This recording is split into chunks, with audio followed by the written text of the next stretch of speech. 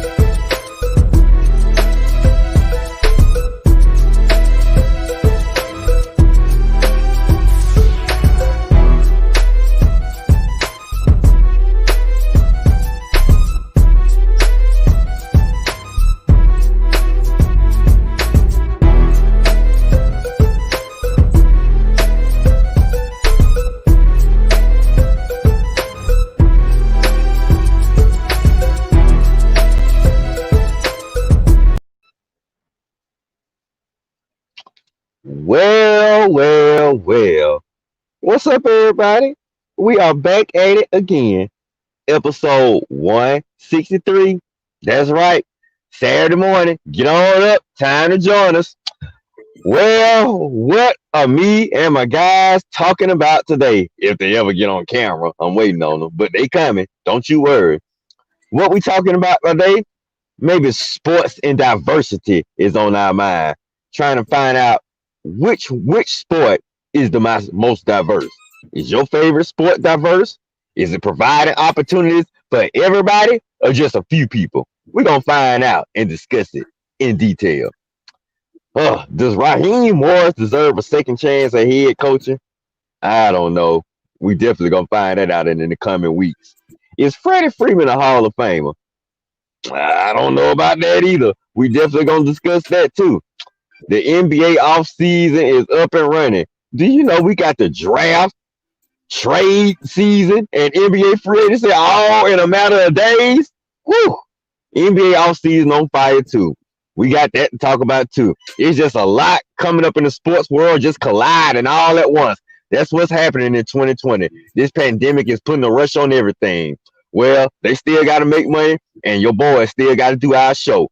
Red, Rev, and Coach, episode 163. We not wasting any more time. Let's get it started, fellas. What's going on, everybody? Welcome to another episode of the Red and Rev Sports Show. Sports We're show. coming to you live from the ATL. TL. Shout it. Shorty. Giving you real sports talk because we are real sports fans who are real sports athletes who have what? Real sports. Real sports knowledge. So come on out, hang out with your boy Rev and the coach for episode 163 of the Red and Rev Sports Show. And as is our sports custom, we're going to turn our numbers attention to Coach Patrick Thomas, where he's going to give us something related to 163. What you got for us, Coach? Oh, what's up? What's up? Good morning, everybody. We're episode 163. We're going to go to the numbers 163, and we will deal with a former football player who is no longer with us, unfortunately, but he wore the number 63, and he was the first player to play in the Super Bowl. The first player to reach the Super Bowl in 3 different decades. 3 different decades. And we're talking about the former head of the NFL Players Association, Mr. Gene Upshaw, wore number 63 and was the first player to play in 3 different decades. Matter of fact, he might be the only player to play in 3 different decades with one team to get to the Super Bowl. So 163, Gene Upshaw. All right, brother Gene Upshaw, former president or representative of the National Football League Players Association for Gene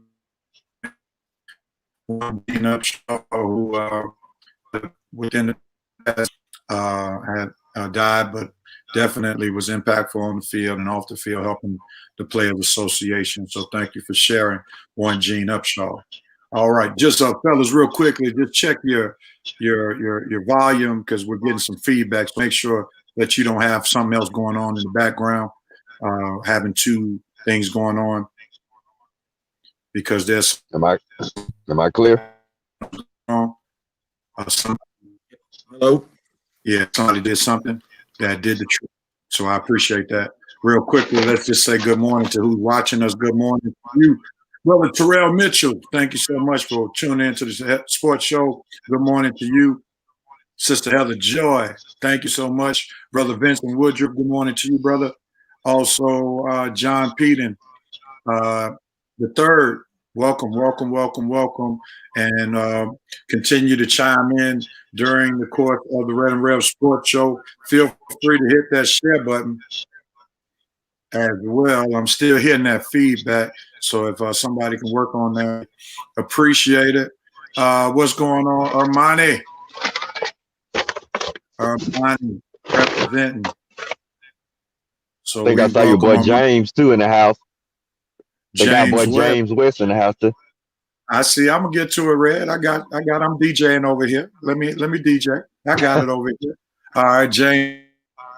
To you, my brother, and welcome to the Red and Rev Sports Show. So we are grateful and thankful for you all come on in, and of course, one of our fan favorites, Sister Sylvia Harris, is tuning in to the Red and Rev Sports Show as well. So we look forward to having a great show. And during the course of the show, feel free to post whatever comments that you may have during the course of the show, and we'll be happy to highlight those comments. All right.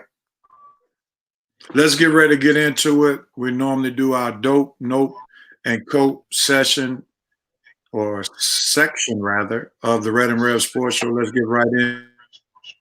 So what we're doping, noping, and coping on for this week, and we'll start with Coach Patrick Thomas. What you got for us on the dope?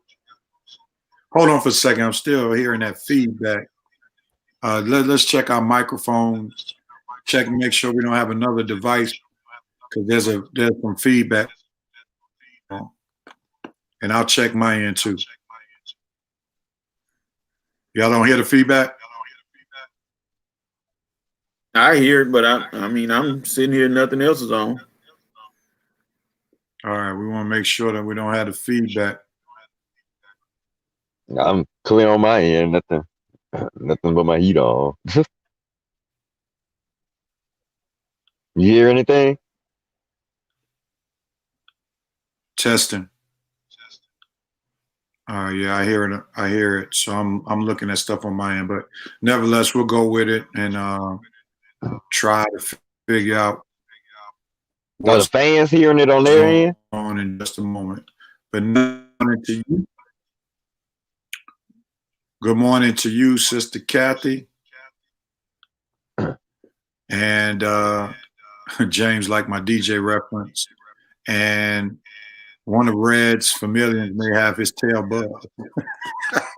All right. That was from Winston Woodruff. All right, let's get ready to go with doping, open, and coping on. Coach, what you got for us? My dope moment is the fact that one Eldrick Tiger Woods is actually in contention after 2 days at the Masters. He's only 4 shots out, and they say Saturday is moving day, so hoping that Tiger can get going and start moving and get ready to try to win his back-to-back Masters for the first time in a while. Tiger Woods. All right, one Tiger. Yeah. All right, Red, what are you doping on? I'm doping on one Mike Tomlin, head coach of the Pittsburgh Steelers, and the fact that this man still has not had a losing season as long as he's been with the Steelers, and he's been with them for what, 11 seasons? 11 plus seasons. Am I right, Coach? 11 seasons? Mike Tomlin? 11 seasons. Mm-hmm. No losing seasons. That's amazing. And for African American head coach in this league, I just hope this guy gets his proper due at the end of his career. Because if he finishes his career with no seasons, and the fact that black head coaches have to go through the huge circle and run around they have to go through just to get an opportunity, and you have a brother who has not had one losing season in 11 seasons, hey, we're seeing a new standard for head coaches in the NFL, and his name is Mike Tomlin. Congratulations, Coach. All right, one Mike Tomlin. This Red's dope moment. Excellent. Absolutely excellent. All right. I'm doping on one Phillip Rivers. Phillip Rivers, once again, has led his team to a winning record. We threw him out to pasture a few weeks ago, but 9 weeks into the NFL season, he's 6-3. Leading out after a very impressive victory the Colts had over the Tennessee Titans in Nashville this past Thursday. So big ups to Phillip Rivers leading the Indianapolis Colts to being a top of the AFC. Yeah. All right, Red, what are you noping on? I'm noping on Lamar Jackson. I'm sorry, dude, but you get a big nope for me for this week. First of all, you bring out your problems from your team out into the public by telling folks that they are calling your plays out. You pretty much throwing your offensive coordinator on the bus, your entire offense on the bus, and you whining at that. You know, you coming off like a big whiner at that. And for a former MVP of the league, actually the currently former MVP right now, dude, you have been exposed piece by piece, chunk by chunk this season. Not overall, but we starting to see some of your pieces fall off. That big armor you had on last season, it's not there no more, Lamar Jackson. I mean, come on, dude. You telling folks that they knowing your plays before you hike the ball. Isn't that something you need to be discussing with your coach and your offensive staff before you blurt that out into the public? I am not liking Lamar Jackson's leadership this year, especially when the team goes through turmoil. We may have crowned him a little too soon. So I'm definitely taking a step back on Lamar Jackson, especially for a guy who still has yet to prove it in the playoffs. I'm taking a step back on Lamar Jackson. He is a big nope for me, and he's going to be a big nope until I see him actually prove all of these accolades that we hosting upon him. Lamar Jackson, nope, buddy. Got to prove it to me. You back at square one for me.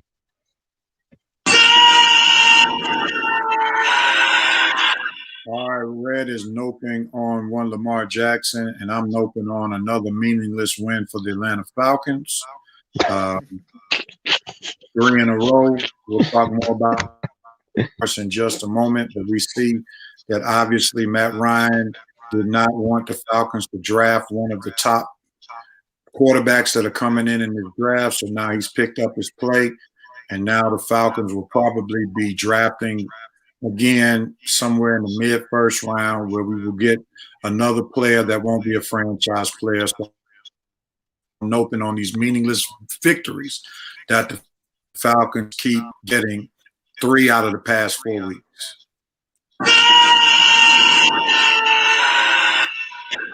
Preach, Rev, preach. Coach, what are you noping on? I'm gonna nope on one Golden Tate, who decided to wait until the camera was on him to yell into it, "Throw me the ball!" Like, you are not gonna get the ball all game. See, you spoiled athletes always like to make sure that you're getting attention to yourself, and then here you go. You want to yell into the camera or make sure somebody hears you. And he act like he wanted a trade, but they're not gonna trade him. So Golden Tate, your little childish behavior gets a note from me. No! All right. Now we move to our coach, and I am coping on another failed draft pick of the Thomas Dimitroff era, where we had to cut Takk McKinley. We see that another wasted defensive lineman, along with Vic Beasley, who they let go last week and who the Titans let go recently. So once again, we failed in the draft under the Thomas Dimitroff era, and that gives credence to why the Falcons had to move on and off of Thomas Dimitroff making the picks for the Atlanta Falcons. So he gets my quote moment, making terrible draft picks. And once again, we see that came into fruition one more time with the cutting of Takk McKinley. You have got to be kidding. All right, Coach, what are you coping on? Well, I'm going to give a coat moment to college football, because it does not seem that they can cope with the COVID. Because lately, the next man on the list is Herm Edwards, who now has the coronavirus. So the coronavirus seems to be taking college football and dragging it down. So they're trying to cope with it, but it looks like it's going to be continue to be a very rocky year for college football in the coronavirus. Finish it. All right, Red, what are you coping on? I'm coping with us having to go through, hopefully, not another Braves offseason of excuses, cheap moves, and silly financial moves that don't pan out. We don't need to be wasting any more one-year contracts on players who have passed their prime or who are not going to be able to help us this year. We need to go after Trevor Bauer, probably Yasiel Puig, But I just hope Braves fans don't have to cope with the Braves being cheap again. Right when the team is on the cusp of another championship, all they have to do is make the right moves, and I just hope they make them, and we don't have to sit back and cope with another cheapskate off season where the Braves are trying to patchwork together a World Series team instead of just opening up their wallets and going right after the pieces that they know will put them over the top. So don't mess around with this, Alex. Spend the money that you know is going to help us instead of dumbfounding your way around trying to be clean here and doing things that are not going to help us in the short term and long term. Be smart this offseason, Alice, so Braves fans don't have to cope with another cheapskate attempt to win a World Series. Thank you.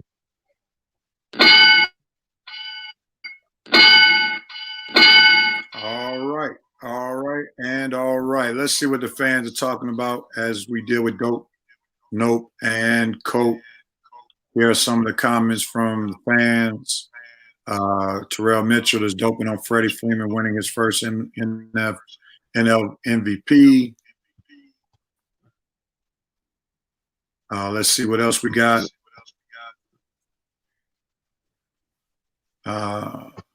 Vincent Woodruff, NFL don't want his behind. His brother's the only one that can make it coaching professionally in the Harbaugh family. Jim needs to go coach FIU or something. He'll be fired soon, especially after the Buckeyes smoke him. All right, I jumped ahead. Let me go back to some of these comments. Vincent Woodruff said, "Oh man, Woodruff looked good Thursday night." Let's see what else we got going on. Vincent Woodruff said the Ravens OC needs to rethink how they're using him or else continue to be a first round and out playoff type of team. Then we got Monty, who Nope says goes to khaki pants and the Michigan Wolverines, the most overrated coach in college football. Go back to the NFL because I guess that was supposed to be can't recruit. And he's poking on the fact that he's winning for nothing. Terrell Mitchell online of Vincent Woodruff, noping on Jim Harbaugh starting at 1-2. He can't beat Michigan and Ohio State. Let's see who else. James West playing on what Red said, cheap has killed us.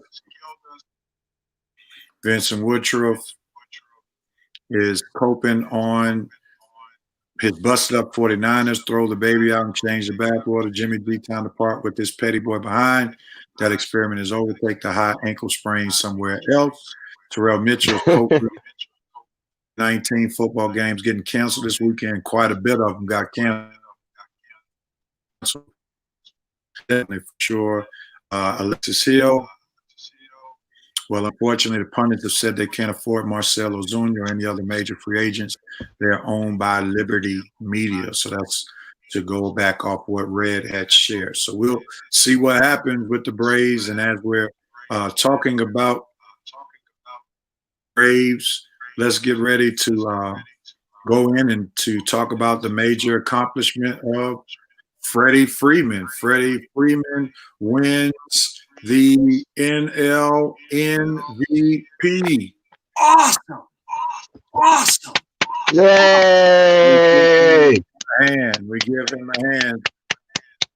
Question that we're bringing up real quickly for today's show is Freddie Freeman, the NL MVP this year, a future Hall of Famer. And since Red brought this topic up to the crew, Red, you answer it first. Is he on the road to not Canton, Ohio? Springfield. Cooperstown. Cooperstown. I got it. I switched it up. Yeah. Cooperstown, New York. I got it. Springfield is basketball, right? Springfield, Massachusetts. That's correct. Okay.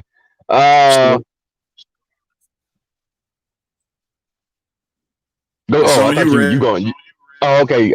All right. To answer your question, yes, he's on the track, but this is my big thing. I think Freddie is going to have to lead the Braves to a ring. I think he's just gonna have to get that one ring, like Chipper and the rest of the '90s guys got eventually. I think if Freddie gets us at least one championship, he'll definitely be on. I think he'll be I think he'll be on the shoe in as far as Hall of Fame goes. But right now he's just on the track. But I think with a ring, that'll definitely add a little boost to his Hall of Fame chances. Because right now I think he's gonna have the numbers. Not quite sure how many home runs he'll finish with. I'll say between 300 and 400 home runs. I think he'll be right in the middle. I mean, as far as this generation goes, he's definitely one of the best first basemen of this generation. So that's already given. But I think he needs a ring because I don't want him to go down as being on so many great division-winning Braves teams without eventually cashing one of these in. Right now, we already up to 3 straight divisions. Next year, the year after that, Freddie, you're going to have to get one of these, baby, so you can definitely solidify your Hall of Fame chances. But he's definitely a Hall of Fame caliber player. All right, Coach, it's on you. Freddie Freeman, Hall of Famer? I think you need to put together more seasons like this where he does not win the MVP. He doesn't have to win the MVP, but he got to put together some more seasons like this where he maintains this level. If he stays at this level, and I know this is a shortened season, so those numbers look good for a shortened season projected out. They would have been better if he had played a full 162, but I just think he needs to add a few more seasons to this and play at the level that he played this year. He came from almost deaf to doing what he's doing now. So if he does this for a few more years, yeah, he'll be a Hall of Famer. Mine is the deaf part, right, Coach? Yep. Well, I think he's going to be a Hall of Famer. He already has 7 seasons where he's hit 20-plus home runs. He's had 2 seasons where he's hit over 30 home runs. He's had 2 seasons where he's batted over 100 RBIs. And then he has 3 seasons where he had 90 RBIs plus. So he's been the most consistent player for the Atlanta Braves for this past decade. The Braves have won 3 divisional titles.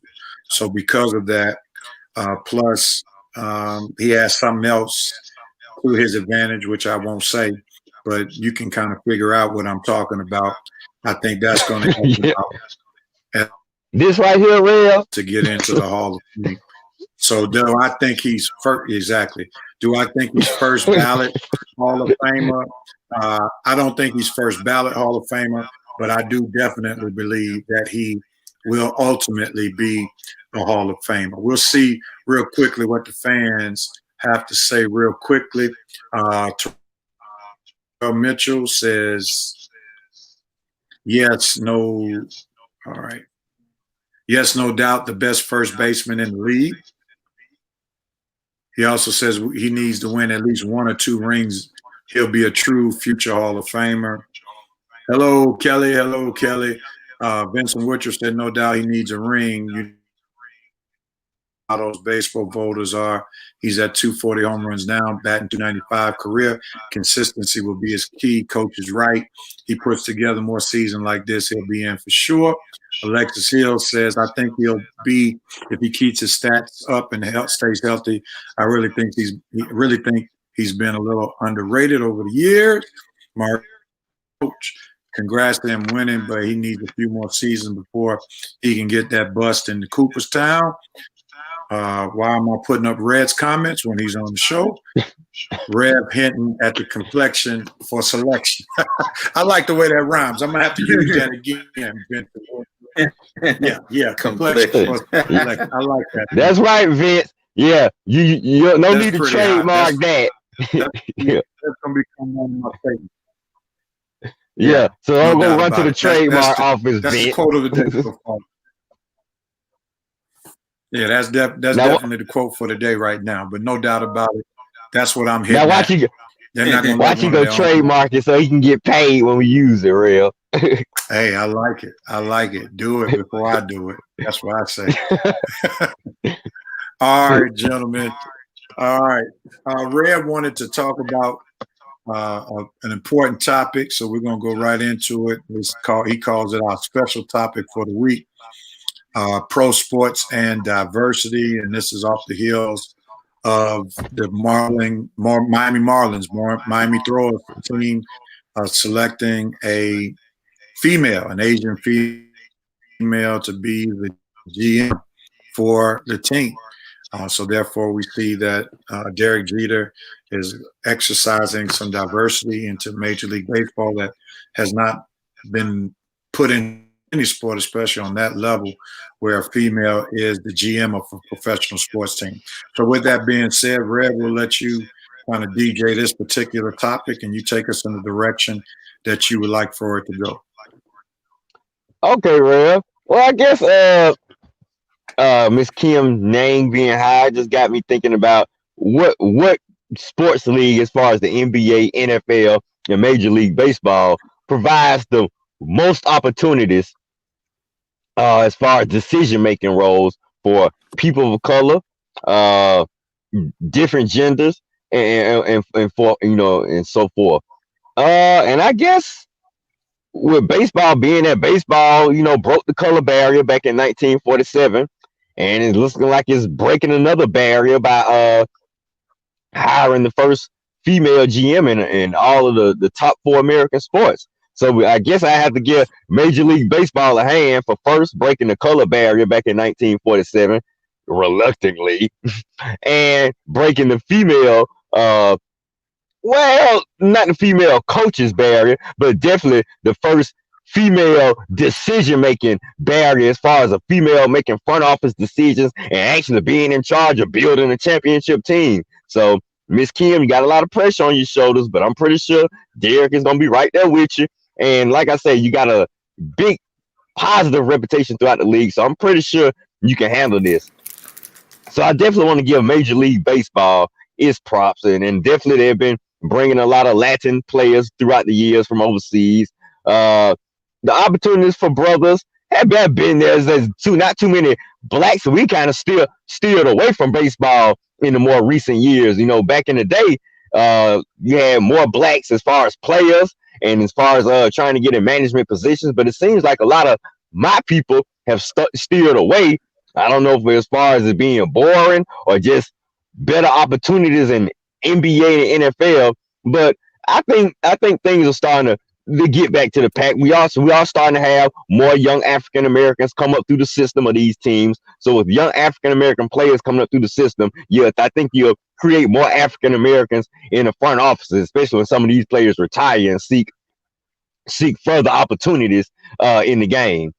Now, as far as NBA wise, NBA Rev, I want to know. I probably want to know what your thoughts on this. Probably more since I know you're the NBA guy. But I think, as far as being NBA, being that they have probably the only black owner, I think, in sports. I'm not sure we have a black owner in baseball, but as far as top 3 sports, I think the NBA has the only black owner in sports, whereas Michael Jordan. Opportunities in the front offices are there for African American men, I think. Now, as far as the NBA, when it comes to women, gender roles, Rev, as far as the NBA, I think maybe they're a little behind. I'm not sure. Maybe it's some positions I'm not aware of, but they might be behind as far as baseball and NFL, because I see more African American men getting more opportunities in the NBA than females. NFL, being a big powerhouse that it is, money machine, they are so far behind on diversity. It's sad. It's so sad. It's sad that we have to go through Rooney rules and diversity rules just to get black coaches to even have a snippet of an opportunity. Black ownership in the NFL, laughable. Black management in the NFL, not too many. I don't know too many brothers that have front office decisions. You had Ozzie Newsome, probably the most famous one I can think of. I think you had Rick Smith in Houston. He was there for a while. You just had this brother that got promoted in Washington, D.C. I definitely give the Washington football team props on that.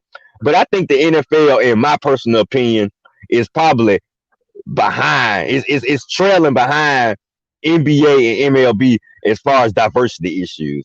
I would love to hear you and coach's thought on this. I know I've talked too much, my tongue about to fall out, but I would love to hear you and coach's thought on this and the fans' thoughts on this as well. But as you can tell, that's the path I'm trying to lead this discussion to.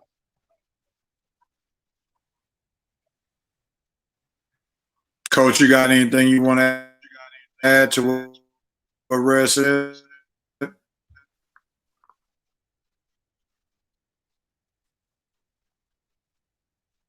Hello?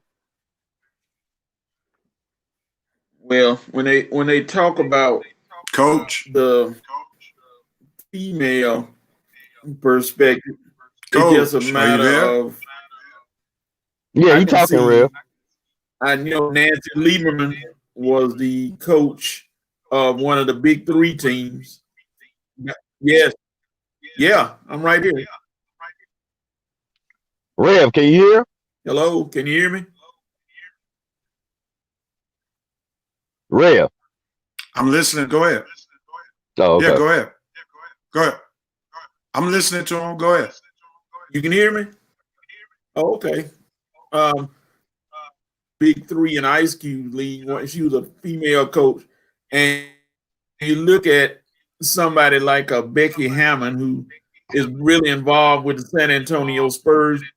I think down the line they're gonna make her the first female head coach somewhere down the line. Football, you have some of the ladies who are coming up on the scene, and it's gonna continue to go up. And on the outside looking in and I don't know if this has anything to do with it, with the election of Kamala Harris as vice president and one of the biggest positions in the country, that should open the door for a lot of women to do a lot more things. That's a good point, Coach. I'm gonna say this. I think definitely the NBA has been on the cutting edge, especially if you're talking about diversity when it comes to race. They've been well ahead of the game. They've had GMs that are black. Of course, they're the only league that has the majority owner to be black in person of Michael Jordan, and of course, the former BET creator. What was his name? Robert Johnson. Robert Johnson. Yeah, he was the owner of the Charlotte Bobcats at that time before they ultimately became the Charlotte Hornets, who was the first one. And Edge also, they had it with Becky Hammond being an assistant coach for the San Antonio Spurs, and then they were one of the first to implement female referees as well. With the NFL, they've gone the route at least having NFL referees who are. That's pretty much the extent of it. We still know that the NFL is the good old boys network. I mean, that's just the bottom line, and they are definitely behind. They did have, one of the other black GMs in addition to Ozzie Newsome was Louis Riddick, who is now one of the voices for Monday Night Football. But they have not necessarily been that very kind to diversity. I guess the biggest move that they've made is, of course, having black quarterbacks be featured for many of their teams, because there was a time in NFL history where a black quarterback, you had to go to the Canadian Football League like Warren Moon had to do. But they have evolved when it comes to black quarterbacks. But outside of that, especially with the league being just as much black than it is any other race, they are definitely far behind. Major League Baseball, of it being a sport dominated now by Hispanic, we've seen some diversity when it comes to that, having different persons of Hispanic descent, of course, with Derek Jeter, and then now with the female GM, they have definitely shown a lot more diversity in Major League Baseball. But I would I mean, more than National Football League. But I will say that basketball has definitely always been on the forefront of when it comes to diversity, and I'm sure basketball will probably be the first sport to have a female head coach. I don't know how that's going to play out. You know, we saw that in the movie Eddie, when Whoopi Goldberg was the head coach of the New York Knicks. I just don't know. Don't forget Sunset Park, real. Well, that was high school, so that happens in high school. That happens. Oh, okay. But Eddie was the head coach in the movie. I don't know how that plays out in real time. Especially with these guys being paid as much as they're being paid, and we already know that in a league like the NBA, it's a players-driven league. So therefore, they are in control, and I don't know how that will play out with a lot of female coaches. And I don't know if the players feel like they want to be on pins and needles. If they say something coy to a female head coach, with the kind of backlash that may come, because we got to realize that a lot of these players come at male head coaches in ways that players don't come at head sports. So it's going to be real interesting. He said they can't do the Latrell. They can't do the Latrell Sprewell on Becky Real. Nah, not at all. Domestic violence all day long, and that player will never see the light of day again in a professional sport. So it's gonna be interesting. All right, let's read some of the comments real quickly. Maurice Thor did say that Magic Johnson is part owner of the Dodgers. He's a minority owner. Vincent Woodruff says the NFL could have been so far ahead with the diversity issue. They have female refs, 2 black GMs, and 3 black coaches. Mark agrees a lot with Red on his takes on diversity in the major sports. Vincent Woodruff says it's a shame but not surprised that the big 3 leagues don't take seriously as we continue to spend our hard-earned dollars. Vincent Woodruff agrees with coaches to help shatter the glass ceiling, and he admitted that coach beat him to it. Armani said a lot of it is very political when it comes to head coaching and GM ownership positions. They will give a black coordinator a job, but when it comes to control over the team, it's not a very good look for the NFL. We do need a black owner and black coaches, since most of the NFL and NBA are African American. Vincent Woodruff says if the NCAA, FBS are far behind, so I don't foresee the pro leagues coming through to change too quickly. And Alexis Hill got a kick out of Red Sprewell in imitation. All right. Being said, that concludes our talk on pro sport and diversity. And again, I was Red bringing that subject matter to the forefront. Let's move on, gentlemen, and let's go on, because it's almost 12 o'clock. So that means that some of these NCAA games will be starting. So it's time for our NCAA pick. And we'll go to what happened last week, and which is unusual this year in 2020. Red was definitely the MVP of what took place last week during our NCAA picks. Red went 2-1, Notre Dame and Florida. So he chose the Florida Gators over his Bulldogs, which came into fruition. And then you had Notre Dame beat Clemson in a very close one. Rev went 0-3. And Coach went 0-3. So that was definitely not. Wait a minute, y'all took Clemson? Yeah, we took Clemson. Okay, so I thought I took Notre Dame. With the standings, Coach is 15-5, and he's 1 game ahead of both Red and Rev. So we go in. Coach has a 1-game lead, and the rest of the 2 and Rev are one game behind. All right. Well, So with I that gave being up on the said, college that takes us to championship. our games. Well, we still got a lot of college to go if COVID doesn't kill the season. So we'll see what happens because we know a lot of games were postponed on this week. So we are literally Yeah. reaching for games. I was almost let's bypass college this week, but we have a few games on the docket. No top 25 matchups with both teams in the top 25. So we're going to make it work.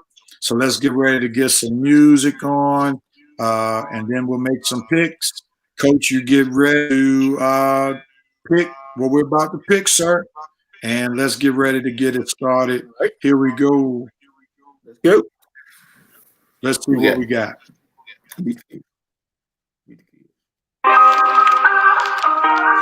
All right, Coach.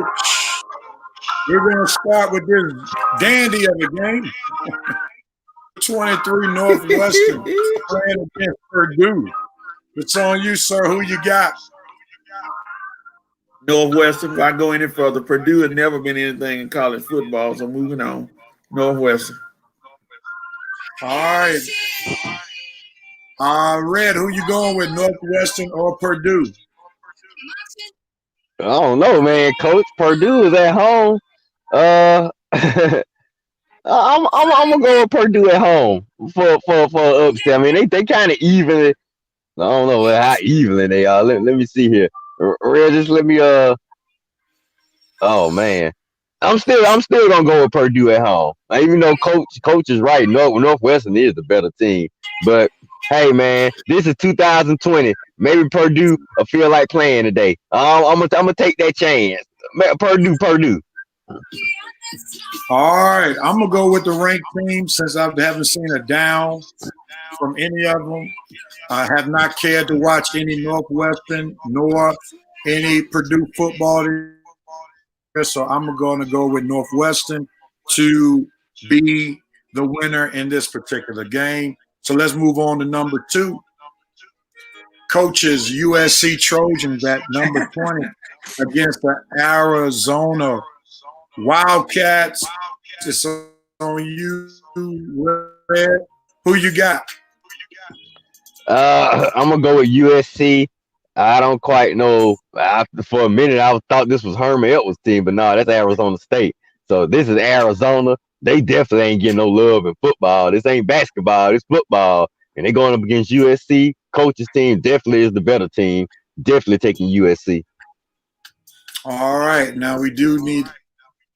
Arizona does have a black head coach as well, Kevin Sumlin, the former coach of the Texas A&M Aggies. Oh, for real? He over there? Yeah, that's where I he know is. he was over there. Yeah, this is his second or third season over there. But with that being said, I'm going to rock with Coach U.S. Trojan. Yeah. Since they are the ranked team, that's who I'm going with. And Coach, Kevin Sutherland lost 5 straight games. Yeah, tell us why you're going with the USC Trojans. Well, like you said, Arizona had the quarterback, the young man. He last year graduate who got drafted, so they're an unknown commodity right now. USC survived last week against Herm Edwards, so they're gonna correct those mistakes. They had fumbles and interceptions, so they're correcting those. And we'll be moving up in the top 20, and we're going to win the game. All right. It's on me. Arkansas versus number 6 Florida. Florida coming off a very impressive against the Bulldogs. Arkansas is playing better football. Their head coach came from the Georgia program. They have been playing people tough, but Florida has too much talent, and I'm going to go with Florida to win in the swamp this week to continue their winning ways. Red, who you got? I got Florida, dog. They offense. I'm sorry, it's on Coach. My bad. It's on Coach. Coach, who you got? Florida won't take long. Florida, not impressed anyway with Arkansas, even though they got what's the quarterback's name? I forgot his name. He came from Miami. Still not impressed. Felipe Frank. He actually. Yeah. Florida. Yeah, that's what I'm gonna say. Came from Florida, right? Yeah, Felipe Frank came from Florida. Yep. No revenge on his mind today. Florida. All right, is it unanimous, Red? It's definitely unanimous. Felipe going up against his old team won't be successful. They finna show you why they went with Trask over no, not Trash, Trask with a K. They finna show you why they went with Trask over Felipe. Florida, that offense is just they on in a rhythm right now. Complete some offensive juggernaut, averaging over 40 points a game. Florida all the way. All right, and back on you, Coach, to close out the college football section. Notre Dame versus Boston College. Who you got? It'll be Notre Dame in a close one. Boston College, they scared Clemson. They'll probably scare Notre Dame, but they won't win. Notre Dame. All right, and Red.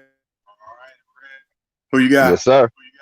Notre Dame in a blowout. I think they had the close game last week with Clemson. I think they back on track and finna put the beat down on this unworthy Boston College team. They started off okay, but eventually Boston College is Boston College, and Notre Dame about to show them that they Notre Dame. But Notre Dame, huge victory by Notre Dame. All right, and I'm making it unanimous. I'm going with Notre Dame as well. So the only game where there was deviation would be Northwestern versus Purdue, where Red took Purdue and Coach and Rev took Northwestern. All right, let's see what the fans going. Armani said Northwestern, not even close.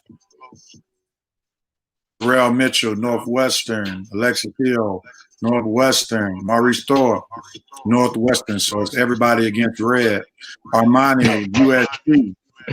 Oh. Real Mitchell has Arizona in an upset. What? Idiot.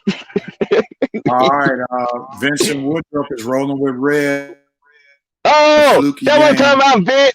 Yeah, that's right. He Vince also has the Trojans. Maurice Throw is rolling with USC in a squeaker. Alexis Hill got USC going on. Armani has Florida in a blowout. Terrell Mitchell has Florida by 13. Vincent Woodruff has Gators by 17.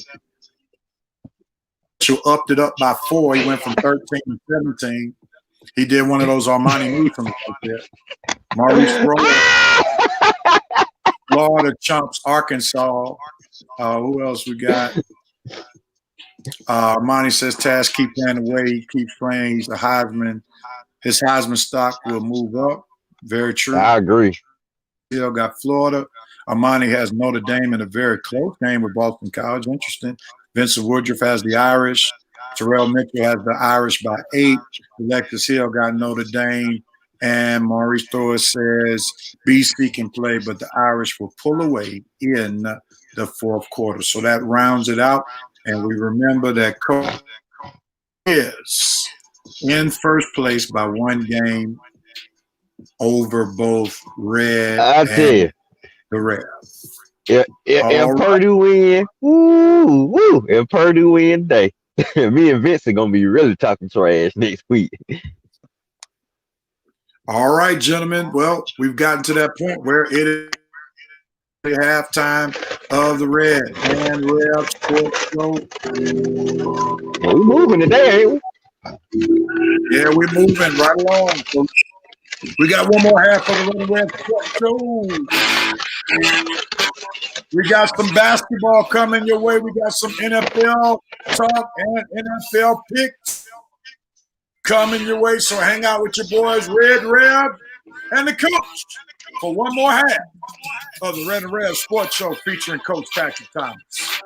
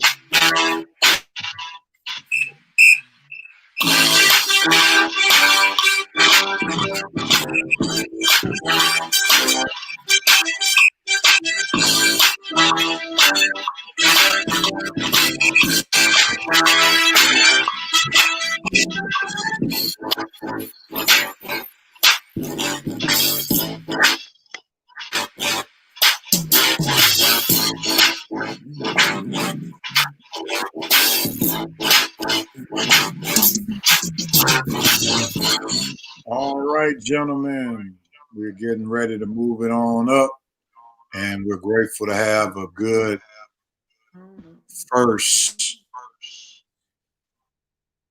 for the Red and Rev Sports Show. And now it is time for us to move forward. I must admit that I continue to miss Coach's freestyle. Coach, you got to drop one on us next week now.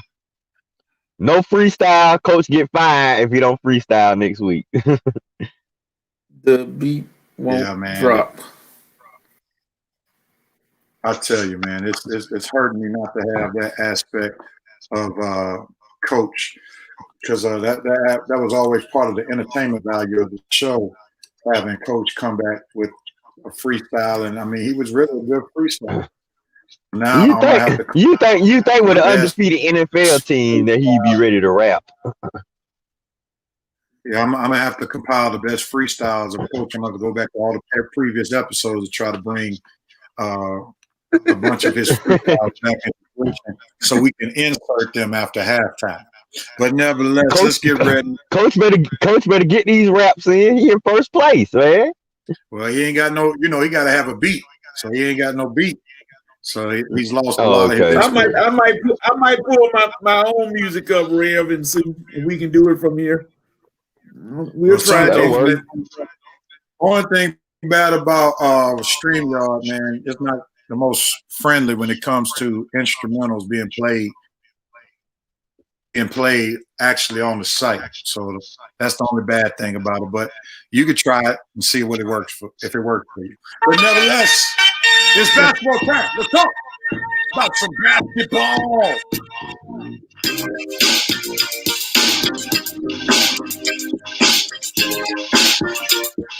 Yes, sir.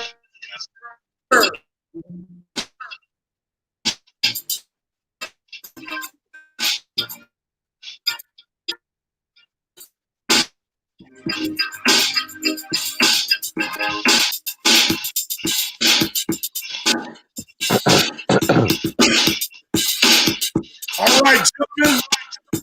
We're right back into this basket conversation. It seemed like just yesterday, the Los Angeles Lakers were cutting down the nets as the NBA champions for the 2020 season in the bubble. And now we are already ready for this week. We got the draft happening this week. We got free agency happening this week. And then, of course, they're going on this week, and we're going to get to those things in just a moment. But let's handle first things first. We know that the NBA draft is coming up this Wednesday on the 18th, and who would have ever thought it that LeVar's baby boy, LaMelo, seems to be as the number one draft pick for the Minnesota Timberwolves, and then Brother Wiseman, who played a few games for Memphis, is being touted as the number 2 pick for the Golden State Warriors. And then the ATL's own Brother Edwards, who played one season at Georgia, Anthony Edwards, is being selected as the chosen one, according to draft pundits, to be the 3rd pick for the Charlotte Hornets. What do y'all think about that top 3? Or do you think anybody else might break into that top 3? And do you think LaMelo Ball, from what you know about LaMelo, should be the top pick And if you do believe he should be the top pick, why? Who wants that at first? Go with it. I think most teams are waiting for the next two drafts and hoping to get this draft over with. Uh, this draft is probably the least exciting. You know, I don't think too many teams are hoping to take Lamar Ball. I think they have no choice but to take LaMelo Ball because, like I say, him and Wiseman and Edwards, that's all pretty much in this draft. Now, from some of the highlights I've been seeing of some other players in the upcoming drafts, woo, next year and the year after, them gonna be the drafts you want to tank in, not this draft. Hawks, always the wrong time to tank, man. This kid I saw on video this week, that would have been a perfect guy to go with Trey. But anyway, that's next year and the year after. Let's talk about this year. Rev, yeah, I know Minnesota looking at him. I just hope he don't do anything in the workout to make Minnesota not want to take him as the first pick. But if everything go well, LeVar Ball's son might be the number one pick. He'll finally have a son who is the number one pick instead of number two pick. And if that happens, I guess the Warriors will go to Wiseman and Ant-Man. He might be the wild card. Maybe teams might want to trade up and get him. I'm not sold that the Hornets will just stay pat and just take him right there. We'll see on that third pick, but I think the top two picks will definitely be Ball and Wiseman going to the Warriors. So as far as the draft, that's what I believe right now. I don't know of any other players that's gonna hop any of those three guys. Like I say, without the tournament being played, it's kind of tough for me to see some sleepers coming around. So right now, just with my educated guesses, I stay with those three guys as the top three picks, unless Rev or Coach got somebody else I'm not thinking of. And I'll say Ball will be the number one pick by Minnesota. All right, Coach, before you chime in, I'm pulling up the NBC Sports mock draft that was just posted 18 hours ago, and they have the reverse order. They have Anthony Edwards, who Red just referred to as from Atlanta, being number one, taken by the Timberwolves. The Golden State Warriors still taking James Wiseman, and then it's the Charlotte Hornets who are taking LaMelo Ball. Which one would you roll with, Coach? They were talking about Edwards, his workout at the pre-draft, one of the pre-draft workouts, and some people came away from it and said they were not as impressed. And I'm like, I don't know if it's that late to even try to switch it up. But I think Ball is not going number one. I don't see it. He's not going number one. Timberwolves probably gonna stay with gonna go with Edwards. And I'm gonna tell you a player who has a chance to sneak into the top three. He has a chance. I ain't gonna say he will. Hold on. Before you tell us about this player, tell us why LaMelo's not going number one. I just don't see his I guess you look at the competition he played against, and some people will say it wasn't up to the level of college teams. And I don't know if they was hold that against him playing against people who weren't college players or college type players. I don't know if that's going to be a stumbling block, and they may use that. And Edwards is, I think, is a wild card. I mean, could Ball be number one? Sure he could, but I think Edwards is that one. They looked at the workout and some didn't come away impressed, but I think the Timberwolves did. And they'll get him, and Ball will drop because we know Golden State is focused on Wiseman. But hey, it's the draft. They could pull a move, not getting Wiseman, and they could get somebody else. I don't know.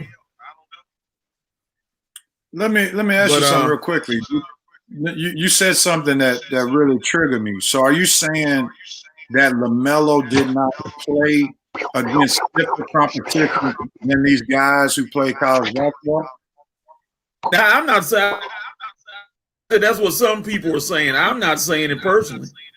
Some people were saying, even though they were considered to be pro athletes or semi-pro, whatever, some people were saying, you know how they are kind of slanted toward the USA ball and college ball. They may hold that against him, seeing that he didn't average even 20 points a game, even though he did other things in other areas. Okay. Y'all talking about Ant-Man, right? Y'all talking about Ant-Man? No, talking about LaMelo. Oh, okay.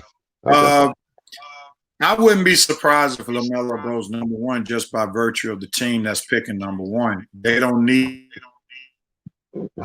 to be the superstar like maybe a Charlotte Hornets team, because we know that Karl Anthony Towns is definitely the number one option on that team. And then they also have Russell as the number two option. So to put LaMelo with two other players that have already been all-stars, I think that actually is to the Timberwolves, and then it's less pressure on LaMelo because they won't be asking him to do as much because he would be more like the third or fourth option. I think the team that he might struggle,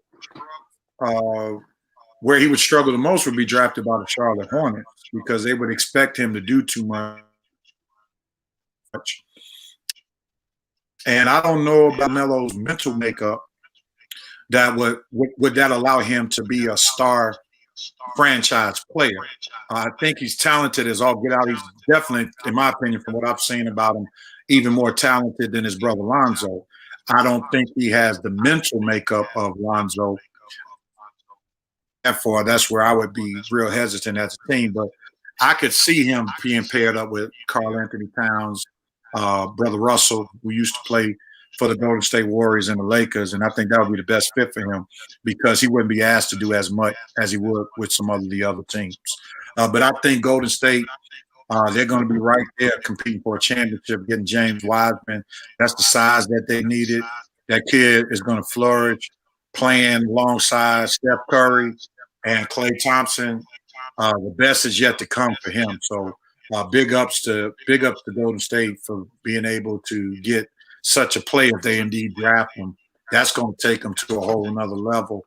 And I can see them NBA championship. I don't still think they'll beat the Lakers or maybe not even the Los Angeles Clippers, but they are definitely in the mix. Yeah, they'll beat the Clippers. James Wiseman. All right. Anybody else want to add on to the draft, or are we ready to move on? Yeah, this draft is. Go ahead. Go ahead, Coach. Well, I was going to say, watch for what's his name to be maybe sneak into the top three because he's a Swiss Army knife, Obi Toppin. Everybody that talks about him loves him and wants him on that team. He may be a wild card to sneak into that top because, like I said, the flip side of Edwards, like I said, some people didn't like his workout, so Toppin might sneak into the top three. Just watch for his name, maybe. Just throwing it out there. I like Omi Toppin. I just don't. The one thing I struggle with him is that he seems to me to be a tweener, a 3 and a 4, and I don't know if he's athletic enough to play the 3. I don't know if he's big enough to play the 4. So that's the biggest knock on him, and that is his size. Is he a 3? Is he a 4? And of course, NBA basketball has become a positionless game, but I don't know if he can guard those 3s, and then again, I don't know if he's strong enough to compete with those 4s. But we'll see. But I like his game. I definitely like his game. He had a good run at Dayton, and we'll see if he can translate that into the NBA. All right, let's move on because there was big news that took place with Coach's favorite player, and let's just go right into it. For we know that Russell Westbrook is not liking the direction that the Houston Rockets are going in. So now he has asked for a trade. I'm going to start with Coach since that is Coach's basketball boo, if you will. I'm just playing. Not boo. Not boo. Not the boo. I'm just playing, Coach. But that, You might be right on that, Real. that's Coach's favorite player. Man, I don't deal with Man. no women. Huh? But you might be right. What'd I you say, don't Coach? date men. I know it. You That's might why be Coach, right about a it's I'm a joke, Coach. We know that. Go ahead, Rail. that's his favorite player. That's his favorite player. Yeah. So we're gonna move on. Your favorite player. He's Kobe. He's Westbrook. The coach is what Kobe is to me. Is that Exactly. fair? Exactly. Yeah. Okay. Is that? That's fair. Coach getting a little sensitive right now, but I'm just playing. But nevertheless, Coach, your player wants out of Houston. What do you think about him wanting out? And then if he is, and granted his wish, where's a good destination for him? I'm kind of hoping that his mentality is not that of I just want out of Houston because I don't want to be around anybody, and this is not the team. Because if those rumors are true, going to New York or Charlotte won't get you any closer to any titles, not that I know of. Now, if you just are dead set on being the guy at some program and being the man without winning the title, fine. Take those chances. But I'm thinking that you want to go to, if you are asking for a trade or a trade to come about, you want to go like Rocky to a contender. You're not going to a team that's not a contender because they can't surround you with anybody. It's not going to happen.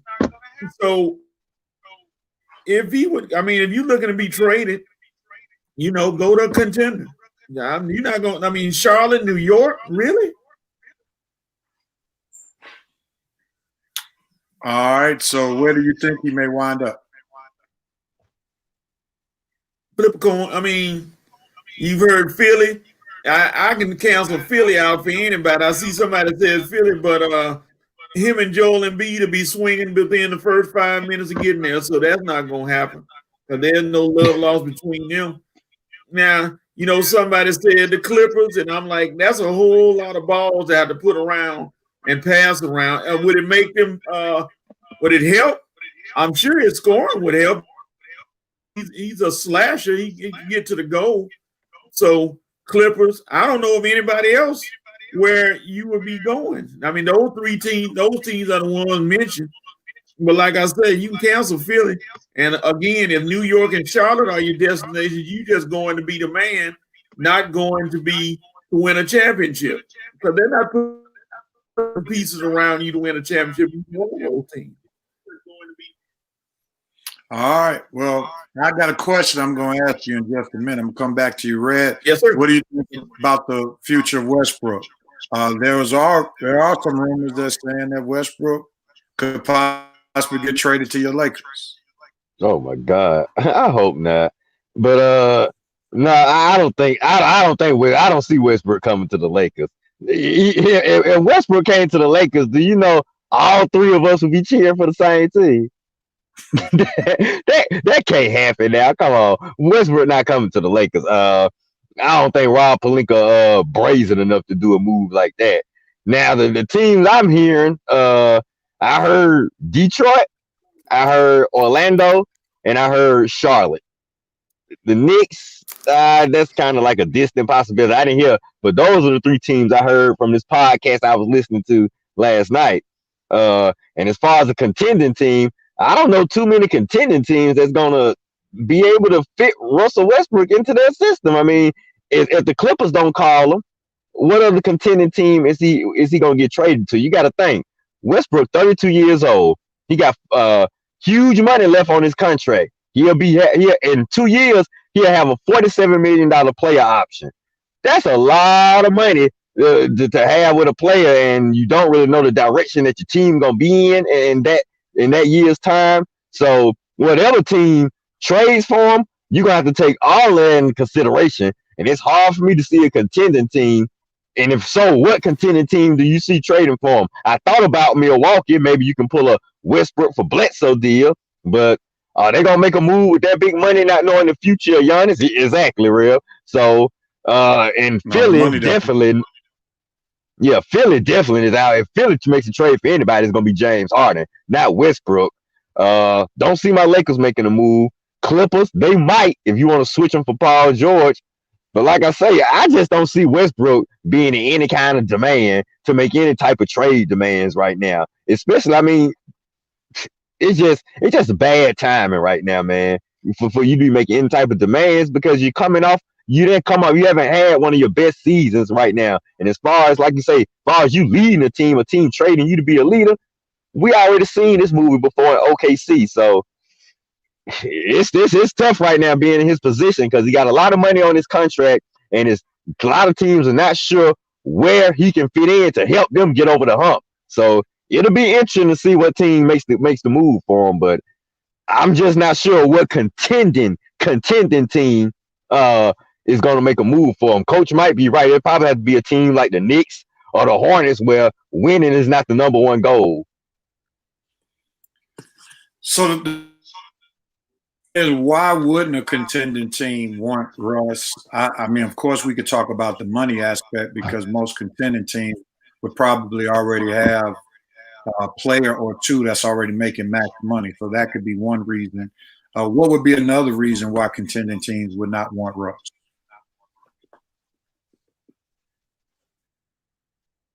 You talking to me, Ray? Is that me?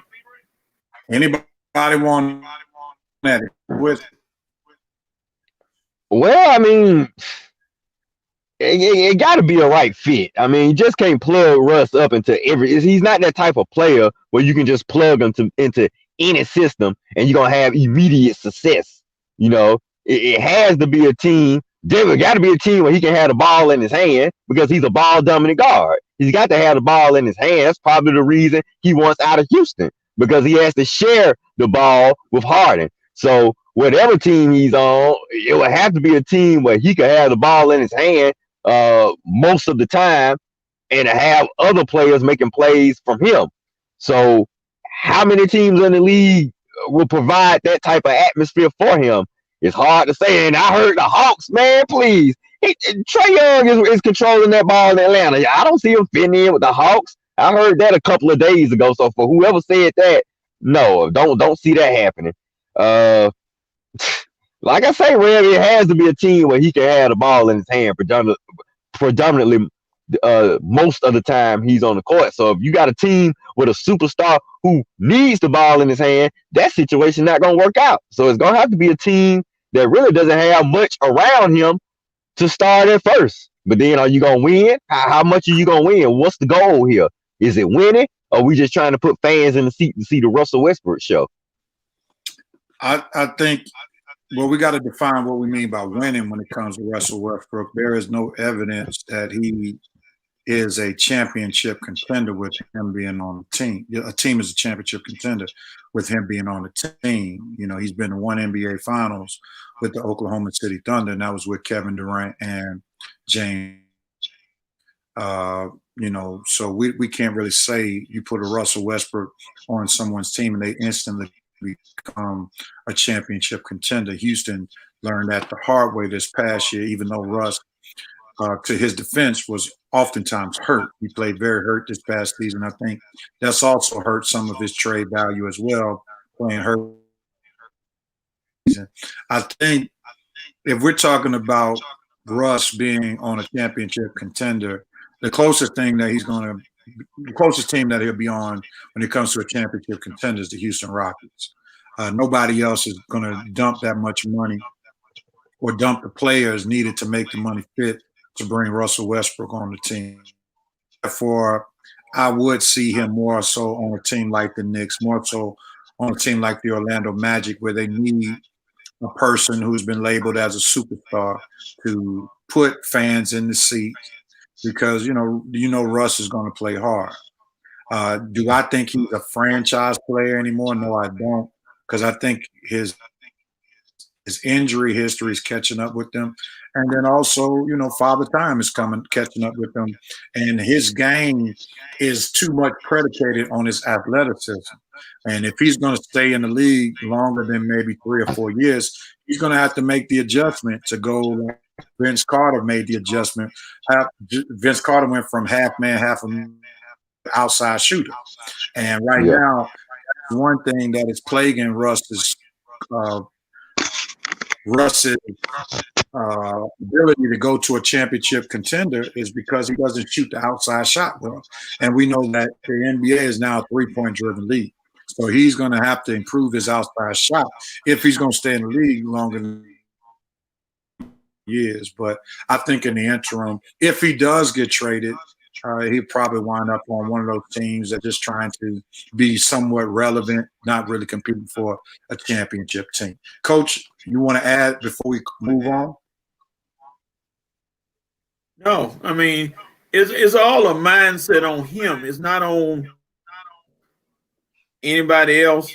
It's him. Does he want to go to a team that has no chance of winning? Or is he saying, okay, I want to win a ring before I have a chance for a ring where I retire? If that's the case, you gotta evaluate it and just say, okay, Houston, do I stay with you? Or do I try to get with somebody else? I mean, you don't. If you want to win a ring again, if you just want to be that star, go to not the Clippers. Go to New York. Go to Orlando. Go to Charlotte. Go to one of those teams and just star out and then retire. Simple as that. Well, I think Houston is off the table anyway. I think no matter what, Russell's gonna have a new address. This time, I think by the time we do episode 164, I think Westbrook will have a new address. So I think Houston is off the table anyway, because they may not admit it, but they will probably, before he had a trade request, they were probably looking to ship one of those guys out anyway, whether it be Harden or Westbrook. Now Harden, he can make his own request, but they probably was going to choose Westbrook to ship out anyway. Now him making a request, that just expedited the decision, in my opinion. Well, we'll see, and I think the money is going to be a big problem, where it's going to be difficult for Russell Westbrook to be traded. And if he doesn't get traded, I won't be too surprised, because that's a lot of money to have to be able to negotiate, and a lot of players will have to be dealt in a trade for a Russell Westbrook, because I don't see anybody giving up one of their top talents on their team to just trade straight up for Russell Westbrook. I think some team like the Clippers, where it's being rumored, where they might trade and have a package like Patrick Beverly, Montrezl Harrell, and Lou Williams for Russell Westbrook. Like nobody's giving a straight up trade for like Paul George for Russell or any of that. Harden to take that deal. Yeah, but I don't know if that would be good with the Clippers lining up Kawhi with Russell Westbrook and Paul George. You know, it's just going to be interesting. But here's the question I have for Coach before we move on. And here's a simple question, Coach. Will you move with Russell Westbrook wherever he goes, and will that be your favorite thing? Be honest, Coach. No. Huh? No. You gonna stay with the Houston Rockets? I'm not. If Westbrook, if Westbrook goes to a New York or Charlotte, oh yes, I'll be sitting on the show with my New York hat on. Yay, New York. Yay, Charlotte. Yay. I'll get my blue. Yay. I'm like Rev, though. Rev, what you said, I think he stays because of all the things you outlined money-wise. I don't think they can move him, not unless it's a mega deal. And both of you said it's too much money involved to try to make any kind of move. So Russ going to have to be happy to retire in Houston. Simple as that. Too many variables. You know, you can request, but it's too many variables. And like Red said, that 40-something million coming up. Nah. What team is a team gonna be taking that salary? Good, maybe not. The Knicks, the Pistons, Orlando, they might take it, but you're right, it's not gonna be too many teams. It'll definitely be a team in the East if he goes. I don't see no team in the West making a deal for him. It'll definitely have to be a team in the East, All which right, might real work quick, out let's for shift him. They gears rumored from- hard. Okay. Let's Go ahead, switch Ray. gears real quickly. All right, let's move from Russell Westbrook, and we know another highly talented put out there is one CP3, Chris Paul. Will Chris Paul have another address before the NBA season starts? Yes. I believe Okay, and he why? will because I believe OKC is definitely on the rebuilding train. So right now they're gonna get rid of OKC Sam Presti. I tell you, man, you gotta give Sam Presti his credit. That brother is one hustler, boy. He is a hustler, man. That brother, he could have made it in the hood, man. That brother put his Kango hat on and his little black jumpsuit. Boy, he looked like Nino at the beginning of New Jack City, man. Sam Presti, you a hustler, man. That dude just move him in and move him out. Move Victor Oladipo in, move Victor Oladipo out. Move Paul George in, move Paul George and Westbrook out.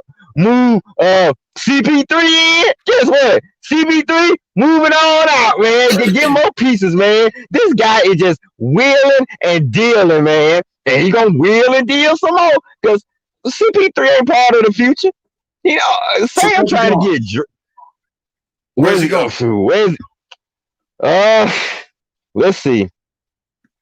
The Lakers are a possibility. It's definitely going to be a contending team. I mean, I don't see CP3 even accepting a trade to a team that's not got a chance for a championship. He might go to Milwaukee.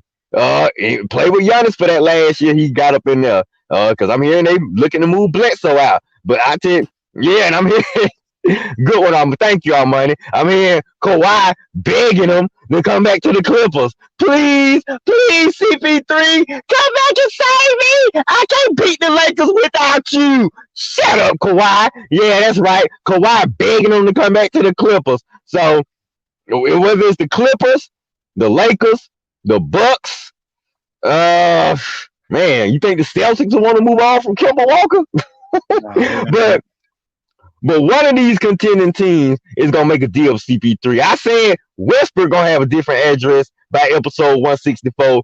CP3 most definitely will have a new address by episode 164. Boy, I hope I'm right on this. All right, real quickly, Red, before I move on to Coach, you mentioned the Lakers.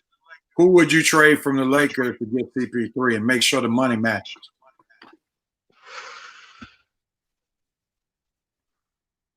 I tell you what, if we can move CP3 for Danny Green and Kyle Kuzma, I'd rather bring CP3 back on board than some doggone mental head case in DeMar DeRozan. So if you asking me, do I want DeMar DeRozan for Danny Green and Kyle Kuzma? Absolutely not. But if you say we'll trade Kyle Kuzma and Danny Green and we bring CP3 back, well, I ain't jumping for joy, but I accept that deal and I will understand that deal better than some doggone DeMar DeRozan. Now, personally, I like Kuzma. Danny Green can go. And you could package Danny Green and maybe Dwight Howard or Danny Green and maybe one of the other bench players, but because I want to keep Kuzma a possibility. But Kuzma is a player that wants his own team, and I think he's ready to blossom into his own man. So I can see us moving him to give him the opportunity for a new team. So if Kuzma and Green it is, we best be bringing a player like CP3 back instead of some mental. You know, the mental, one of these, but I'm not going to disrespect my cousin by saying that word. So mental head case like DeMar DeRozan, I don't want him on my team. Please, Rob Pelinka, don't make that deal. I do not want DeRozan on the team. I prefer CP3 for Danny Green and Kyle Kuzma. So that would be the move, real, if it was me making the move. All right, let me see if I can poke a hole in what you just said real quick. All right. We know that LeBron James has won a championship with someone else who's been dealing with mental health issues. And that would be one Kevin Love. All right. So that's on one end. The second end is this. Who is the best player that DeMar DeRozan has ever played with? I would gotta say Kyle Lowry. Kyle All right, Lowry, Kyle Lowry. Mike Lowry, little brother. Because I ain't gonna say LaMarcus Kyle Aldridge because Lowry. them two. Right. Yeah, Kyle Lowry, LaMarcus Aldridge would be the second best. All right. Now, think about it. DeMar DeRozan was expected to be the best player on those respective teams. On the Lakers, he would be what player? Best player on the team? Third. So you're trying to tell me you wouldn't want DeRozan to be the third best player on the Los Angeles Lakers? You're trying to tell me you wouldn't want a DeMar DeRozan who's a playmaker, who can create his own shot, who could give LeBron a breather from time to time on your roster? Oh, real. Come on now. When you break it down like that, when you go NBA professor on me, of course, I would want that type of player on the team. but I'm just saying, I'm thinking of the.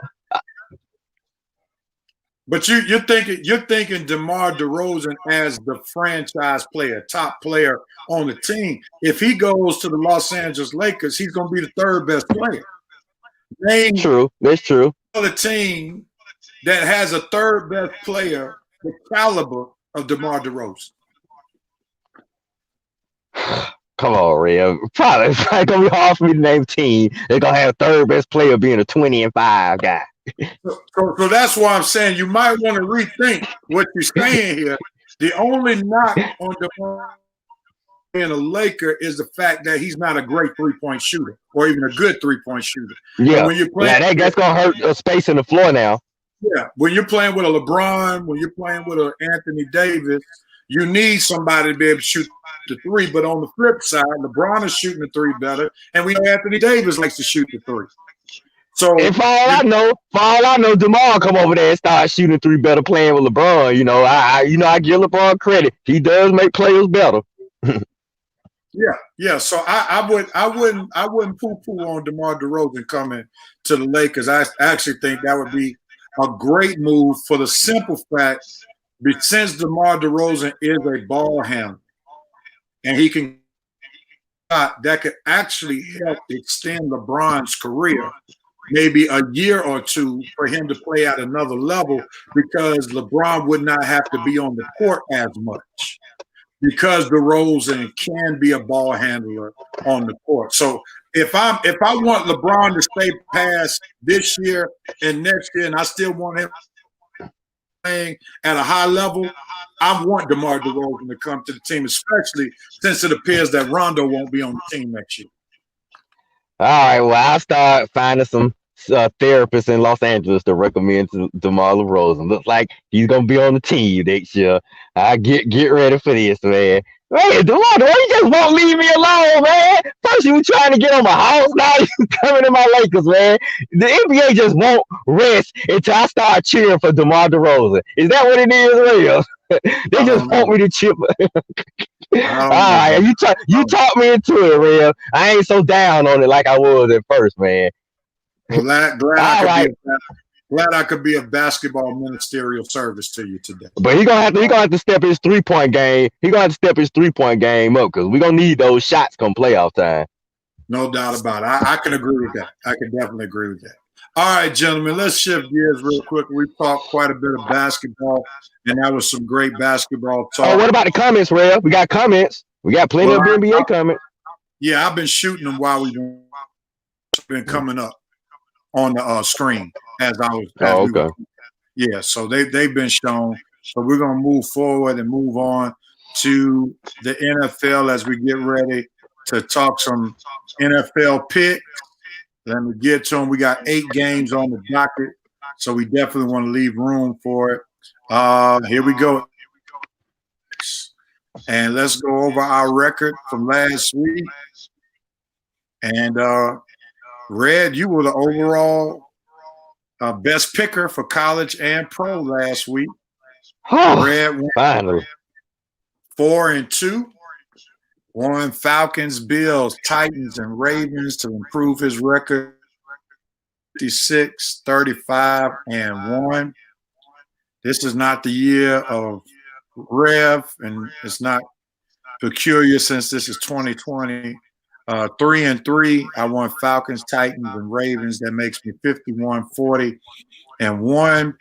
And then Coach went 4-2 as well. My bad.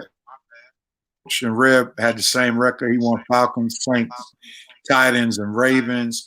So Coach still has a 5-game lead on Red and has a 10-game lead on me. So, 5 games? 5 Yeah. games? yeah, God! man. Yeah, you had 2 bad weeks back to back. So that hurt you big. Oh my God! Gotcha. Boy, Coach gonna have to have a bad week. Yeah, so we got 8 games this week on the docket, and we're gonna start. I think it's on Red. You're gonna start us off, and let me Okay. get NFL music to start our picking, and then we'll go from there. We'll see what we got. Here we go.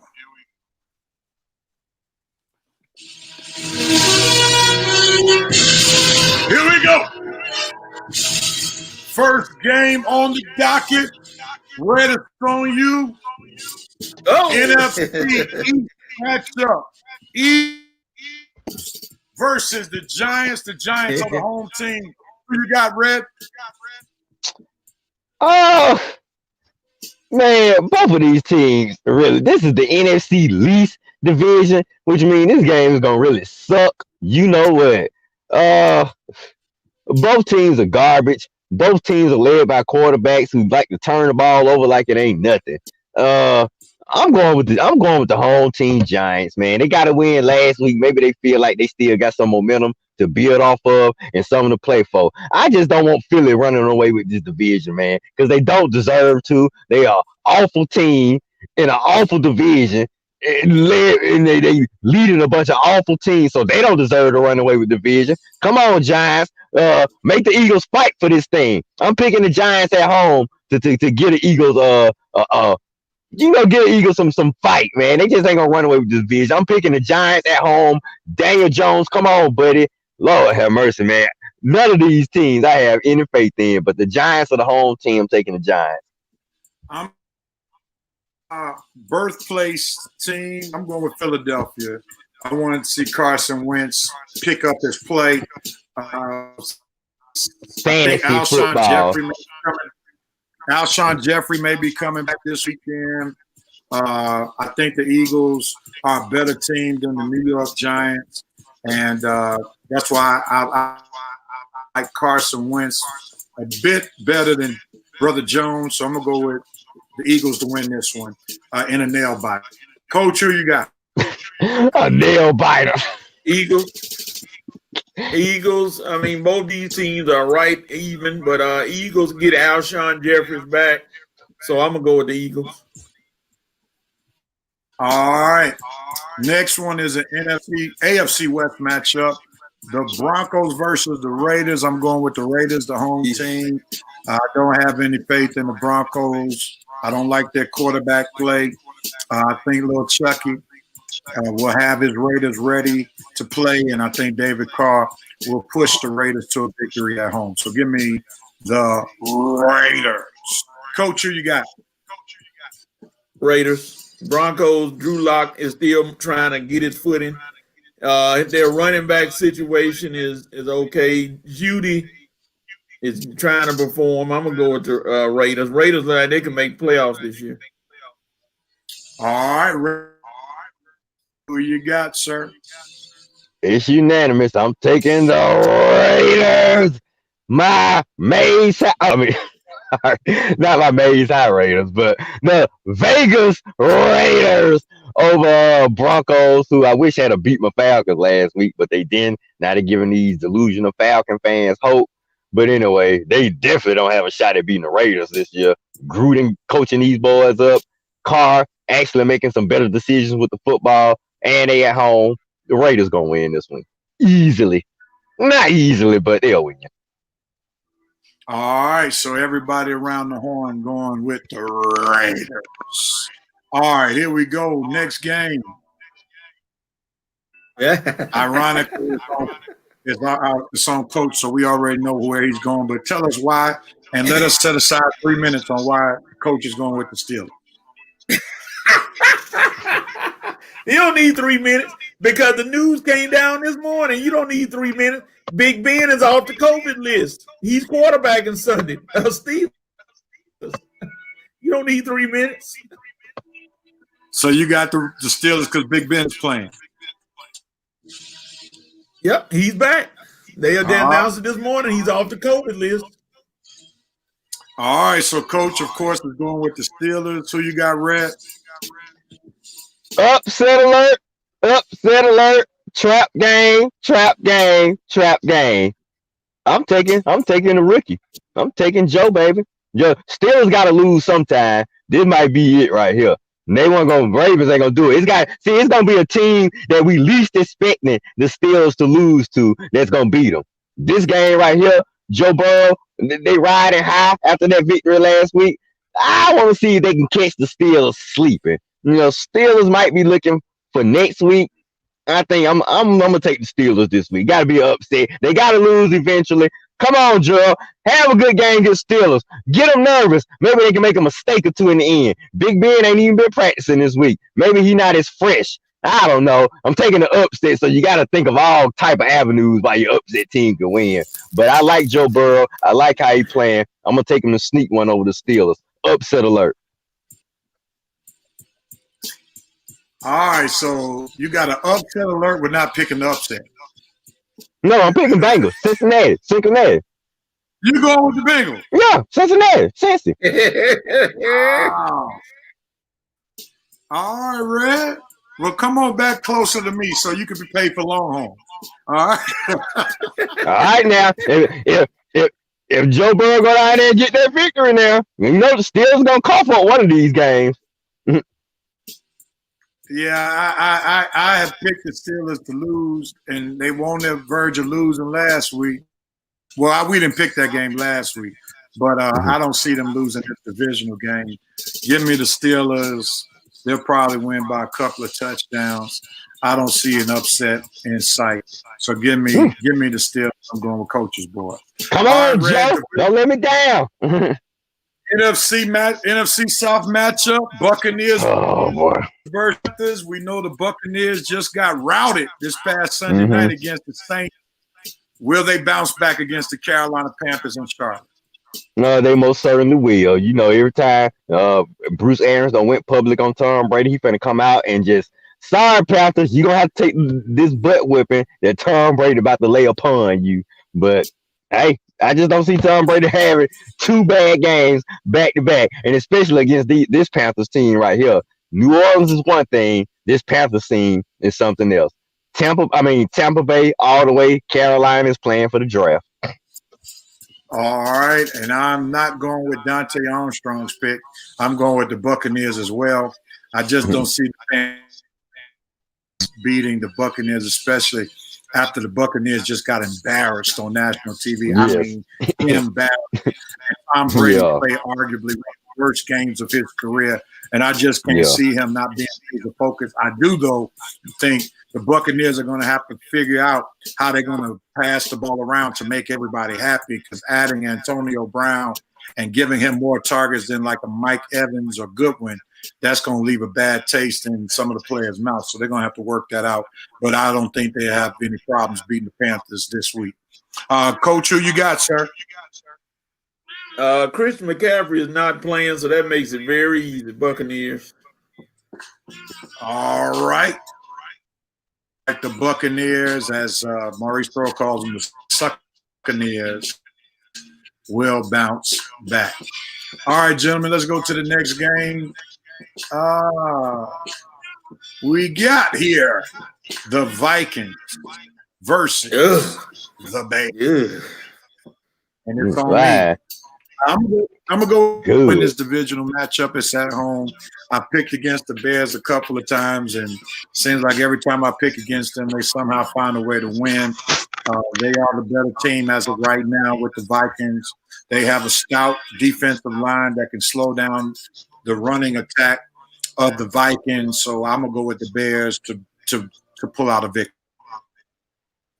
Coach, it's on you, sir. Yeah.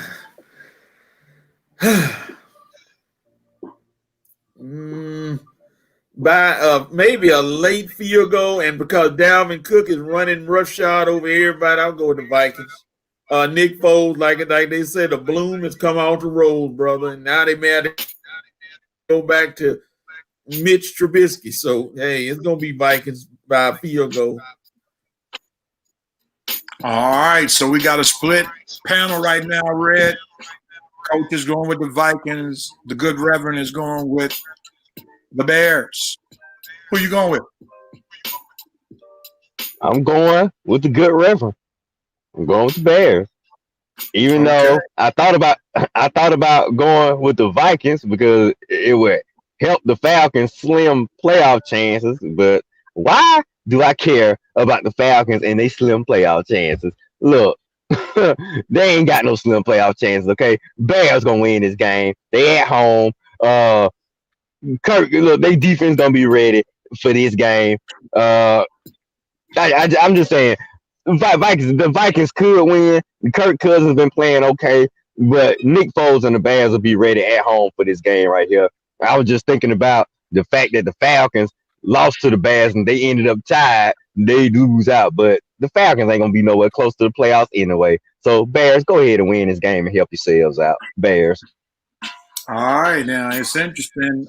Out of 3 of the 4 fans that picked this game, they're going with the Vikings. So they must know something that we don't know, along with Coach.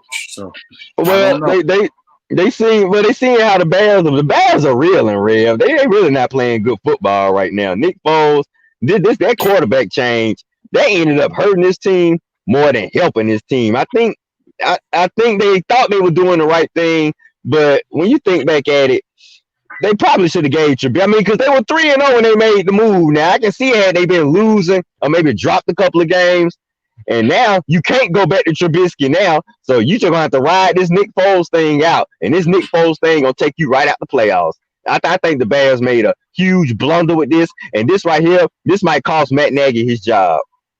All right, well, we'll see. Next game, Coach, it's on you. 49ers versus the Saints. You've been rolling with the Saints quite a bit. They pulled out a victory in overtime for you last week. Are you rolling with them again? They were 49ers, to use your terms, are the mass unit of the NFL. Everybody on the team has an injury, whether they playing or not. It doesn't matter. All of them are hurt. So Saints easily. All right, Red. Are you going to go with the team you hate most, or are you going to go with the 49ers that you hate most? You mean both teams I hate? Really, am I going to go with the team I hate most, or am I going to go with the coach that I hate most? That's what I just said. Okay. We were chopping up. My bad. Sorry. I'm going to go with the team I hate most. So you're going with the Saints? Yes, I'm going with the Saints. Okay, and I'm going to make a unanimous due to the mass unit that's going on with the 49ers. And in Jimmy G, I do not trust. All right, let's move on to the next game. It's on you, Red. The Bills versus. Oh, man! Yeah. Why you always do this to me, man? This is a tough one. I should have been picking last on this one. Oh, man. This probably going to be the game of the week right here, man. Both young teams, both up-and-coming quarterbacks, man. Both teams trying to make statements this year. Cardinals let one get away last week versus Miami, and the Bills made a huge statement last week versus Seattle. Thank you, Bills. I needed that win. I'm taking my boy Kyler Murray to bounce back at home, man. Bills made a huge statement at home versus Seattle, and I think the Cardinals going to do them one better. They're going to make another huge statement at their home versus Buffalo. It's going to be a close game. Ain't going to be no blowouts. Going to be a good game. Going to be a close game. I think Arizona make one more play in the end, at home to get the fans pumped up. Kyler Murray makes one more play than Josh Allen, Arizona.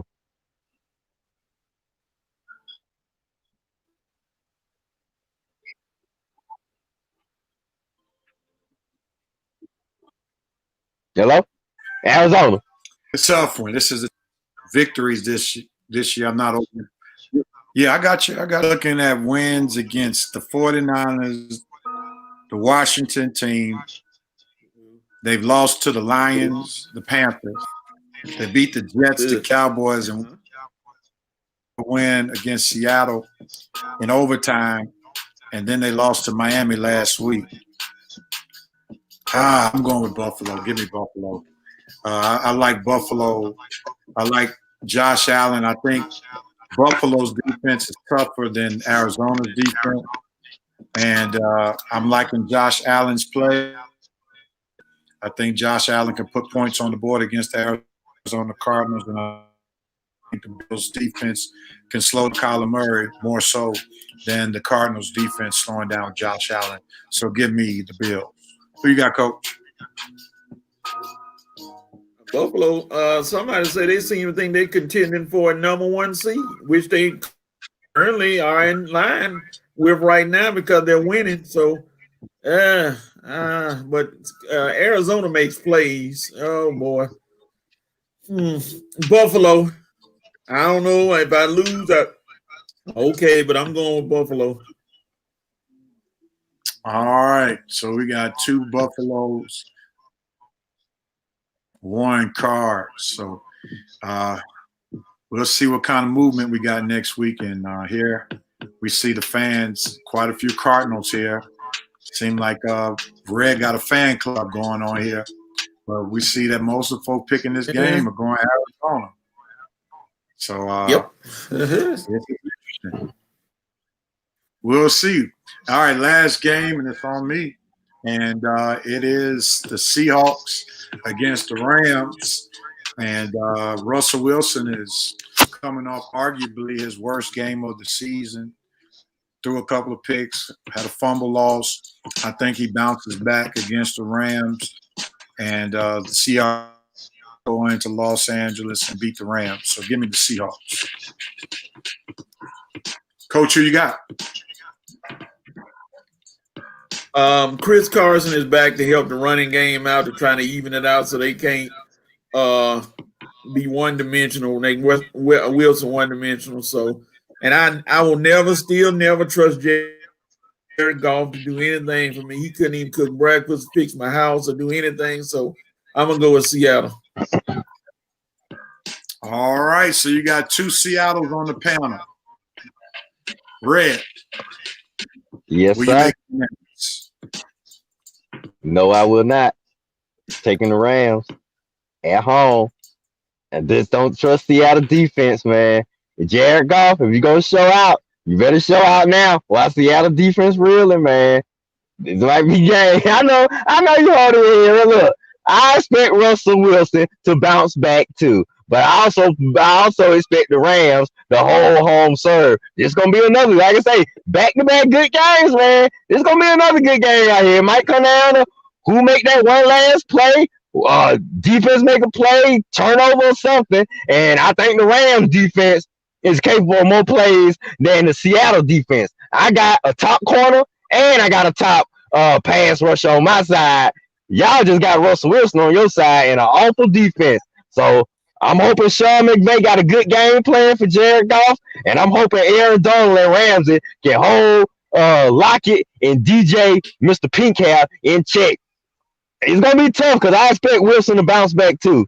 But I'm taking the Rams. Come on, Rams. Make one more play for me, man.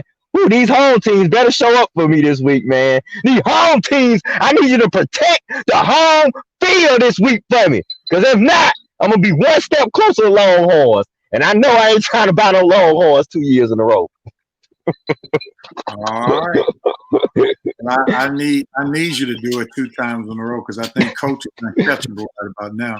So my goal is try to catch you. And we got 4 games that went different ways that you picked chance I could gain some ground, or you may gain some ground on Coach.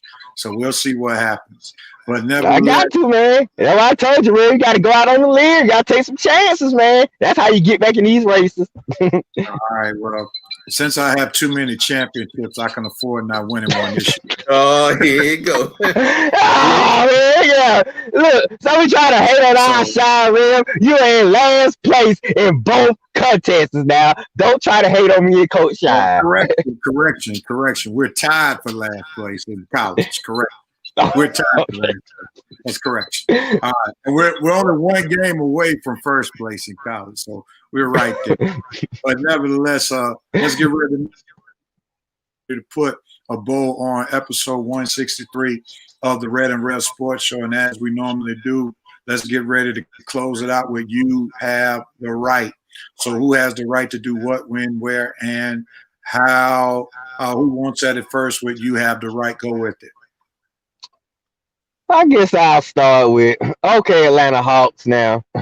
You got the most cap space in the NBA.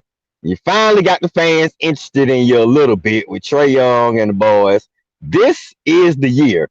This is the time to make a move, make that one good move, make that one key step in the right direction. One good trade. Jrue Holiday, it might be it. We're going to see. But the Hawks, you have a right to make the right move to get this direction going on the right track to respectability. I mean, you mad at me for joining the Lakers. You're mad at Hawks fans for having backup teams. Well, show us that you're trying to win. So maybe somebody can make the Hawks their primary team. You got to do it for us, Travis.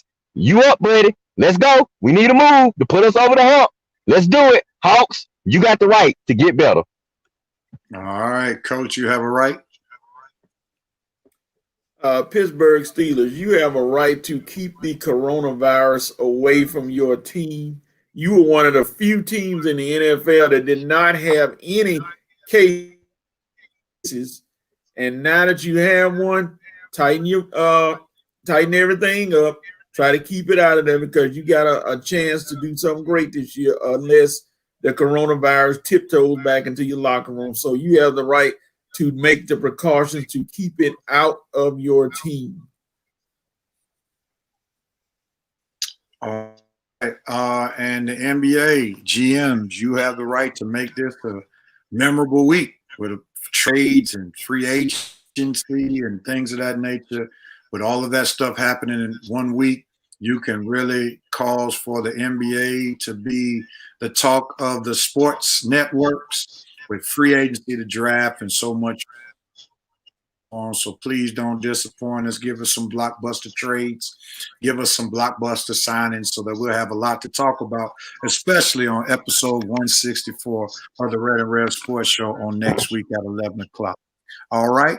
And Vincent Woodruff said Tiger Woods has the right to boost the PGA ratings on Sunday. Be in contention. Bring it on home, brother. All right. Well, we've had another episode of the Red and Rev Sports. The Tiger only plays this business. All right, Joe.